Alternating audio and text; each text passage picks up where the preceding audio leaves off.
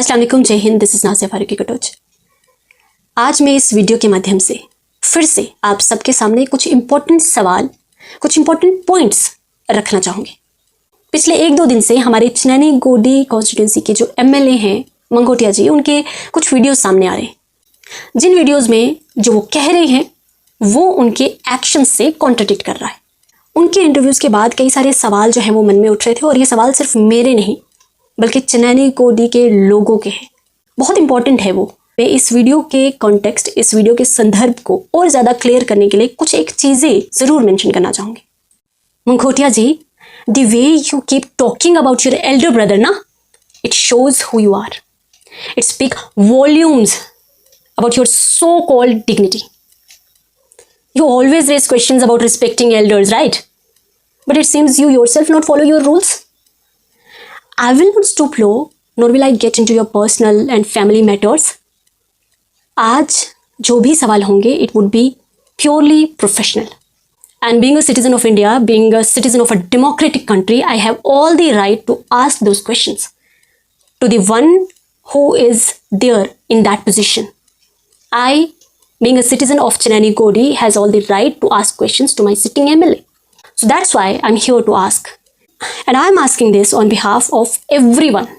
आपने कुछ चीज़ें पूछी थी, जैसे कि मैंने पहले कहा, मैं पर्सनल नहीं जाऊँगी आपके फैमिली मैटर्स में या आपकी इक्वेशंस में, but professionally you have to answer few things.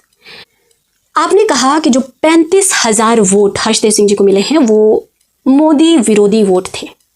मतलब वो वोट्स जो मोदी जी के पक्ष में नहीं थे, वो वोट्स हर्षदेव सिंह जी को मिले। तो उस हिसाब से मंगोटिया जी, आप भी अच्छी तरह से जानते हैं कि जो वोट्स आपको मिले हैं वो आपको नहीं, वो मोदी जी को मिले हैं। मोदी जी के नाम पर चिनैनी गोडी से ये आपको भी पता है कि आप किसी को भी एज अ कैंडिडेट लाते तो वो वोट्स उनके होते। अगर आप किसी के वोट लेने की क्रेडिबिलिटी पर सवाल उठाते हैं तो आपको अपनी क्रेडिबिलिटी का भी अंदाज़ा होना चाहिए। इलेक्शंस के दौरान हम सबको पता है कि चिनैनी गोडी कॉन्स्टिट्यूंसी की सीट के लिए कितने हथकंडे अपनाए गए, हर पॉसिबल चीज़ें की गई, हर अनफेयर मीन्स इस्तेमाल किए गए, हर वो चीज़ें कही गई जिसकी वजह से वोटर्स को बैफल किया जाए, वोटर्स को मैनिपुलेट किया जाए, हर वो बात की गई। इनफैक्ट ओपोनेंट को मिलिटेंट्स, टेररिस्ट, गुपकार गैंग, ऐसी चीज़ों से एसोसिएट किया गया। सबको पता है कि अनफेयर मीन्स इस्तेमाल किए गए, वोटर्स को मैनिपुलेट करने की हर कोशिश की गई, मीडिया तक का इस्तेमाल किया गया रूमर्स स्प्रेड करने के लिए, ओपोनेंट का नाम जो है वो विलीफाई किया गया। कौन सी ऐसी चीज़ें हैं जो आपने यूज़ नहीं की? सब इस्तेमाल किया ना। हर्षदेव सिंह जी के अगेंस्ट आपने इलेक्शंस के दौरान सारे ट्रिक्स एंड टैक्टिक्स का इस्तेमाल किया, ये किसी से छुपा नहीं है। कैसे कैसे रूमर्स आपने स्प्रेड किए। अरे पोलिंग बूथ से हम सुन के आए वोटर्स के द्वारा कि जो ओपोनेंट पार्टी है वो मिलिटेंट पार्टी है। ऐसे ऐसे स्टेटमेंट्स दिए गए वोटर्स के द्वारा, क्योंकि इस तरह से मैनिपुलेट किया गया था, उन्हें इस तरह से बैफल किया जा रहा था, और आप इसे अपना कमाल समझ रहे हैं। बहुत एरोगेंटली आपने कहा कि मैंने आपको हरा दिया। आप ये कह रहे थे हर्षदेव सिंह जी को आपने हराया। आयरनी इज, जो ओपोनेंट को वोट मिला है वो मोदी विरोधी वोट है, पर जो आपको वोट मिला है बीजेपी के नाम पर, मोदी जी के नाम पर, वो आपको लगता है कि वो आपकी फेस वैल्यू पे मिला है। आप जिस तरह से हर्षदेव सिंह जी को कह रहे थे कि मैंने हराया है, तो हरा के दिखाते ना, इंडिपेंडेंट आ जाते। आपको क्यों ज़रूरत पड़ी मोदी जी के नाम की? आपको क्यों ज़रूरत पड़ी बीजेपी की? आपको क्यों ज़रूरत पड़ी इतना र्यूमर स्प्रेड करने की? आपको क्यों ज़रूरत पड़ी कि आपने पैंथर्स इंडिया को, उस पार्टी को जिसने आपको बनाया, आपने उस पार्टी को मिलिटेंट्स, टेररिस्ट और ना जाने किस किस ग्रुप के साथ एसोसिएट किया? आपको क्यों ज़रूरत पड़ी? अगर आप इतने काबिल थे तो आपको क्यों ज़रूरत पड़ी कि आपको देश के होम मिनिस्टर को बुलाना पड़ा हर्षदेव सिंह जी के अगेंस्ट? आप तो इतने काबिल थे। आपके अकॉर्डिंग आपके वोट्स आपके फेस वैल्यू पे मिले हैं, तो आपको क्यों ज़रूरत पड़ी कि आपने बीजेपी के बड़े बड़े प्रोमिनेंट लीडर्स को यहाँ पर बुलाया अपने कैंपेनिंग के लिए? आपको क्यों ज़रूरत पड़ी इतना पैसा डिस्ट्रीब्यूट करने की? आपको क्यों ज़रूरत पड़ी इतना लिकर डिस्ट्रीब्यूट करने की? फिर इलेक्शंस कर लेते। हर्षदेव सिंह जी के अगेंस्ट आपको मैदान में उतरने के लिए इतनी सारी बैसाखियों का सहारा लेना पड़ा। हर्षदेव सिंह जी के अगेंस्ट आपको अपने कैंपेनिंग के दौरान इतनी सारी चीज़ें करने की ज़रूरत पड़ी। इनफैक्ट इतने बड़े बड़े मिनिस्टर्स को यहाँ तक लाने की ज़रूरत पड़ी। तो ये सबूत है कि वोट्स किसकी फेस वैल्यू पर मिले हैं। ये तो रही एक बात। अब आते हैं आपकी दूसरी बात पर। आप सवाल उठा रहे थे कि हर्षदेव सिंह जी नगरोटा में जा रहे हैं, नगरोटा के लोगों से मिल रहे हैं, नगरोटा के काम करवा रहे हैं। जो 26 अगस्त के बाद से जो बारिशों की वजह से नुकसान हुआ है वो नगरोटा की कॉन्स्टिट्यूंसी को देख रहे हैं, वहाँ पर लोगों को रिलीफ पैकेजेस दे रहे हैं, या वहाँ के लोगों को रिलीफ का सामान दे रहे हैं, या वहाँ के काम करवा रहे हैं। वो रामनगर नहीं जा रहे हैं, वो चिन्नैनी कॉन्स्टिट्यूंसी नहीं आ रहे हैं। तो आपके हिसाब से आज भी रामनगर में भी हर्षदेव सिंह जी जाएं और चिन्नैनी कॉन्स्टिट्यूंसी में भी हर्षदेव सिंह जी आए? अजीब बात है कि मतलब रामनगर के जो जीते हुए एमएलए हैं उनकी कोई ड्यूटी नहीं है, वो वहां पर कोई काम ना करें, और चिन्नैनी कोडी कॉन्स्टिट्यूंसी के जिनके आप खुद इलेक्टेड और सिटिंग एमएलए हैं वहां पर आप काम ना करें, उन लोगों की सुध-बुध आप ना ले, यहाँ पर हर्षदेव सिंह जी आए तो आप क्यों उतरे मैदान में? आपने क्यों सीट ऑक्यूपाई करके रखी है? अगर यहाँ चिन्नैनी कोडी कॉन्स्टिट्यूंसी और रामनगर कॉन्स्टिट्यूंसी में जीते चाहे कोई भी, मगर काम जो है वो हर्षदेव सिंह जी ही नहीं करने हैं, तो मतलब क्या है आप लोगों के जीतने का? चिन्नैनी कोडी कॉन्स्टिट्यूंसी के लोगों ने 26 अगस्त के बाद कितना सफर किया, कितना नुकसान झेला, वहां आप नहीं जाओगे? हर्षदेव सिंह जी जाए वहां पर? आप चाहते हैं कि उन एरियाज का भी वो विजिट करें? हर्षदेव सिंह जी सिटेड एमएलए नहीं है, स्टिल वो वही काम कर रहे हैं जो एक सिटेड एमएलए को करना चाहिए, वो वही काम कर रहे हैं जो एक ट्रू लीडर को करना चाहिए। उन्होंने चिन्नैनी कोडी कॉन्स्टिट्यूंसी में पहले भी काम किए थे, आज भी कर रहे हैं। उन्होंने रामनगर में पहले भी काम किए थे, आज भी कर रहे हैं।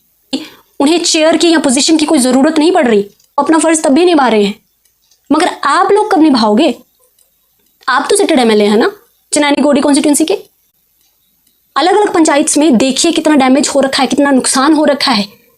PMGSY के रोड्स डैमेज हुए हैं, PWD के रोड्स डैमेज हुए हैं, नेशनल हाईवे अभी भी ठीक नहीं हुआ है। आपको उन एडमिनिस्ट्रेशन को सवाल पूछने हैं, आपको वहां एक्टिवनेस दिखानी है। जो सवाल आप हर्षदेव सिंह जी को पूछ रहे हैं ना, आपको एडमिनिस्ट्रेशन को पूछना है, आपको उनको अकाउंटेबल ठहराना है जो पोजीशन में है, आपको वो काम करने हैं। आपको अपनी कॉन्स्टिट्यूंसी के लोगों की सुध-बुध लेने जाना है, यह आपकी ड्यूटी है। आप एहसान नहीं करेंगे अगर आप करोगे भी तो। This is the purpose you been elected for, this is why people elect an MLA, this is the purpose. और किसके लिए इलेक्ट किया जाता है? एक पब्लिक रिप्रेजेंटेटिव को किस लिए इलेक्ट किया जाता है? उस चेयर में, उस पोजीशन पर किस लिए पहुंचाया जाता है? इसीलिए कि वो उनके काम कर सके, वो उनकी सुध-बुध लें। अनफेयर मीन्स से इलेक्शन जीतकर कुर्सी ऑक्यूपाई करना कोई बड़ी बात नहीं, कमाल नहीं कर दिया है आपने। मोदी जी के नाम पर आप अपने किसी वर्कर को भी खड़ा कर देते ना, कोई और भी कैंडिडेट के रूप में। इनफैक्ट अगर मैं भी मोदी जी के नाम पर उतर आती ना, तो मैं भी आज विनर कैंडिडेट ही होती। वहां एक्टिवनेस दिखानी है। जो सवाल आप हर्षदेव सिंह जी को पूछ रहे हैं ना, आपको एडमिनिस्ट्रेशन को पूछना है, आपको उनको अकाउंटेबल ठहराना है जो पोजीशन में है। आपको वो काम करने हैं, आपको अपनी कॉन्स्टिट्यूंसी के लोगों की सुध-बुध लेने जाना है। यह आपकी ड्यूटी है, आप एहसान नहीं करेंगे अगर आप करोगे भी तो। This is the purpose you been elected for, this is why people elect an MLA, this is the purpose. और किसके लिए इलेक्ट किया जाता है? एक पब्लिक रिप्रेजेंटेटिव को किस लिए इलेक्ट किया जाता है? उस चेयर में, उस पोजीशन पर किस लिए पहुंचाया जाता है? इसीलिए कि वो उनके काम कर सके, वो उनकी सुध-बुध लें। अनफेयर मीन्स से इलेक्शन जीतकर कुर्सी ऑक्यूपाई करना कोई बड़ी बात नहीं, कमाल नहीं कर दिया है आपने। मोदी जी के नाम पर आप अपने किसी वर्कर को भी खड़ा कर देते ना, कोई और भी कैंडिडेट के रूप में। इनफैक्ट अगर मैं भी मोदी जी के नाम पर उतर आती ना, तो मैं भी आज विनर कैंडिडेट ही होती। तो कोई बहुत बड़ा तीर नहीं मार दिया है। होंगे आपने पास्ट में बहुत सारी चीजें अचीव की होंगी, पर साथ मिला था आपको। I am not denying that.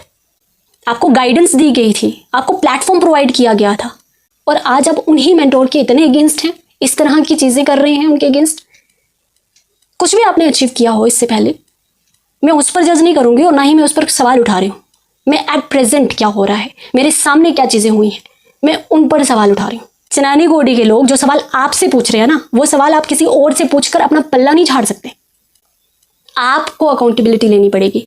चिन्नैनी कोडी कॉन्स्टिट्यूंसी में आज भी रिस्टोरेशन, रिकंस्ट्रक्शन का काम नहीं हो पा रहा है प्रॉपर तरीके से। आपको वो देखना है, आपको वो मैनेज करना है, वो आपको देखना है, वो आपकी ड्यूटी है, वो आपका काम है। उन पंचायतों में जाएं जहां पर सबसे ज्यादा नुकसान हुआ है। रेंगी, बाई, लद्दा, ओसो, कई सारी ऐसी जगह, थर्ड, कई सारी ऐसी जगहें हैं। लाटी एग्रीकल्चरल लैंड जो है वो स्लाइड हो चुकी है। कितना कितना नुकसान हुआ है, लोगों के घर डैमेज हुए हैं, टेंट्स में लोग रह रहे हैं। वहां पर पर्सनली जाने के बजाय आप दूसरे पर सवाल उठा रहे हैं कि वो क्यों नहीं गए, आप कितना गए। पिछले 1 साल में चिनैनी कोडी कॉन्स्टिट्यूंसी में आपने कितनी बार विजिट किया। आपके एक वर्कर आपके डिफेंड में आ रहे थे और उनका कहना था कि हम तथ्यों पे बात करते हैं कि चिनैनी कोडी कॉन्स्टिट्यूंसी में इतने PMGSY की सड़कें आई हैं, इतने PMGAY की जो आवास योजना के तहत इतने मकान आए हैं। सवाल अगर तथ्यों पे, फैक्ट्स पे किए जाए तो भी आप आंसर नहीं दे पाएंगे। कौन सी PMGSY की सड़कें, कौन सी ऐसा विलेज है जहां पर PMGSY की सड़कें जो हैं वो प्रॉपर तरीके से फंक्शन कर रही हैं। हर जगह के रोड तो डिप्लोरेबल कंडीशन में है और आपको लगता है कि आवास योजना के तहत हर बेनिफिशियरी को घर मिले हैं। पहले वो काम तो प्रॉपर करवाइए। इलेक्ट्रिसिटी की कनेक्टिविटी नहीं थी। इनफैक्ट अभी भी कुछ एक गाँव ऐसे हैं जहां पर अभी भी इलेक्ट्रिसिटी की कनेक्टिविटी नहीं पहुंच पाई है। कई सारी ऐसी जगह हैं जहां पर अभी भी इलेक्ट्रिक वायर्स पेड़ों के साथ लगी हुई हैं, वहां पर कोई ध्यान नहीं देना है आपको। कई सारे ऐसे गांव हैं जहां पर अभी भी ब्रिज की रिक्वायरमेंट है, वहां पर पुल्स नहीं है, लोगों को क्रॉस करने के लिए मुश्किल होता है। आप अपने 1 साल की अचीवमेंट्स तो गिनवाइए। कौन से सेक्टर में चिनैनी कोडी कॉन्स्टिट्यूंसी में आपने कमाल कर दिया। हेल्थ सेक्टर वैसा का वैसा है, कोई इंप्रूवमेंट नहीं। एजुकेशन सेक्टर वैसा का वैसा है, कोई इंप्रूवमेंट नहीं। रोड्स वैसे के वैसे हैं। इलेक्ट्रिसिटी, वाटर सप्लाई, कहां पर इंप्रूवमेंट है, कहां पर काम किया गया है। आप अपनी अचीवमेंट्स तो गिनवाइए। लोगों को कंपनसेशन मिला है या नहीं मिला है, लोगों तक रिलीफ पैकेजेस पहुंचेंगे या नहीं पहुंचेंगे, आप उन पर बात कीजिए ना। लोगों को जितना नुकसान हुआ है क्या उन्हें उन नुकसान की भरपाई दिलवाई जाएगी, उन पर बात कीजिए। आप वो चीजों पर फोकस कीजिए, आप उन पर बात कीजिए ना। और मैं ये भी सुन रही थी, आप कह रहे थे कि जी ये 18 और 19 सितंबर आप मेरे 2 दिन जो है वो वेस्ट करेंगे, इन 2 दिनों में मैं अपनी कॉन्स्टिट्यूंसी में जाते। आपने पिछले 1 साल में कितने दिन मिले थे, आपने कितना प्रॉपर यूटिलाइज किया क्या। आप चिनैनी कोडी कॉन्स्टिट्यूंसी के कितने विजिट कर दिए आपने, जो आपके ये 2 दिन वेस्ट हो जाएंगे। तो ये अपने शब्दों से खेलना जो है वो आप थोड़ा कम करें। आपको अपनी ड्यूटी परफॉर्म करनी है।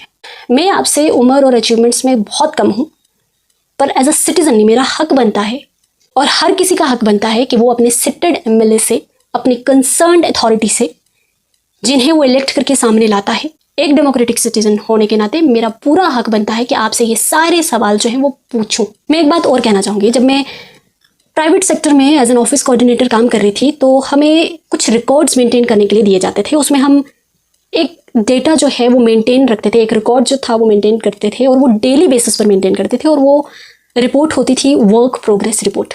उससे ये पता चलता था कि डेली बेसिस पर हमारे काम की प्रोग्रेस क्या रही है और कितनी रही।